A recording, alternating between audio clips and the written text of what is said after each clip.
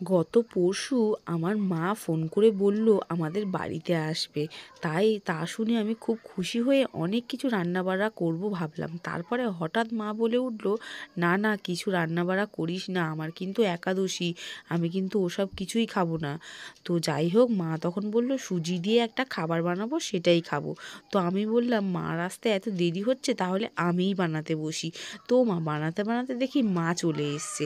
তো যাই হোক, প্রথমেই এখানে কি করেছি, একটা বাটির মধ্যে না সুজি নিয়ে নিয়েছি, 2 কাপ পরিমাণে সুজি নিয়েছি। আর এখানে না একটু লিকুইড দুধ, সেটাকে আমি ভালো মতন গরম করে নিয়েছিলাম, সেই গরম দুধ এখানে দিয়ে সুজিটাকে মিশিয়ে নিচ্ছি। আর অল্প পরিমাণে একটু নুন দিয়েছি, দিয়ে কিন্তু এই সুজিটাকে দুধ দিয়ে ভালো মতন মেখে রাখতে লাগবে। আর দুধের পরিমাণটা একদমই কম দিতে হবে, দিয়ে এটা ঢাকনা চাপা দিয়ে রেখে দিতে হবে।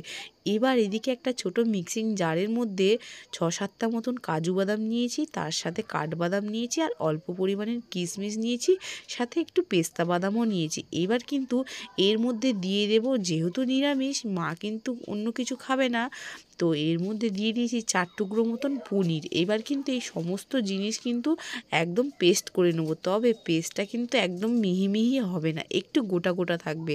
বাদামগুলো মুখে পড়বে তবেই না ভালো লাগবে। তো মোটামুটি পেস্টটা কিন্তু আমার রেডি হয়ে গেছে। এবার সমস্ত পেস্ট আমি একটা বাটির মধ্যে নিয়ে এর মধ্যে কিন্তু অল্প পরিমাণে একটু গুঁড়ো দুধ মিশিয়ে দিয়েছি। যেহেতু এই পুরটার মধ্যে আমি চিনি দিইনি, গুঁড়ো দুধটা দিলে এর মধ্যে একটু মিষ্টি ভাব আসবে। এবার কিন্তু এই পুরটা আমার রেডি হয়ে গেছে, মেখে রেখে দিলাম। এবার প্রায় 10 মিনিট মতন আমার হয়ে গেছে, সুজিটা মোটামুটি ফুলে গেছে।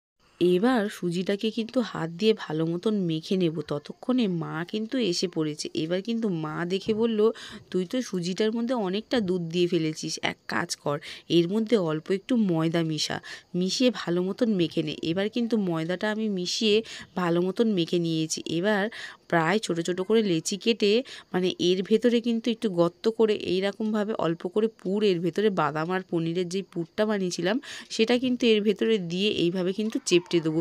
তো মাও আমার হাতে হাত লাগিয়েছে, একই সঙ্গে দুজনে মিলে বানিয়ে নিচ্ছিলাম। মা বলল এটাকে একটু চ্যাপ্টা করে দে, তাহলে খুবই তাড়াতাড়ি হয়ে যাবে সেদ্ধটা। তো এদিকে মোটামুটি দুধটা আমি বসিয়ে দিয়েছি জাল করতে। এবার দুধটা যখন ফুটে উঠবে তখন কিন্তু একে একে এই সুজির পিঠেগুলো আমি এর মধ্যে দিয়ে দিয়েছি। এবার কিন্তু গ্যাসের ফ্লেমটা কিন্তু এখন জোরেই দিয়ে দিতে হবে, দিয়ে এটা কিন্তু ভালো মতন ফুটিয়ে নিতে হবে। তো আমি কিন্তু সমস্ত পিঠেগুলোই কিন্তু একবারেই দিয়ে দিয়েছি, কিন্তু পিঠেগুলো দিতে দিতে ভাবছিলাম যে অনেকটা পরিমাণে দুধ হয়ে গেছে, আর আমাদের বাটিটা কিন্তু একটু ছোট হয়ে গেছে, তাই আমি এটা চেঞ্জ করে একটা বড় পাত্রের মধ্যে নিয়ে নিলাম। তো এই যে মোটামুটি কিন্তু সমস্ত পিঠে আমি দিয়ে দিয়েছি। এবার কিন্তু ফুটে গেলে এটার মধ্যে চিনি দিয়ে একটু ঘন করে কিন্তু নামিয়ে নিলেই কিন্তু দারুণ টেস্টি একটা মানে পিঠে তৈরি হয়ে যায়। এটা কিন্তু মানে বাড়ির সবাই খেতে পারো। তো বেশ আমরা মজা করেই সবাই খেয়েছিলাম।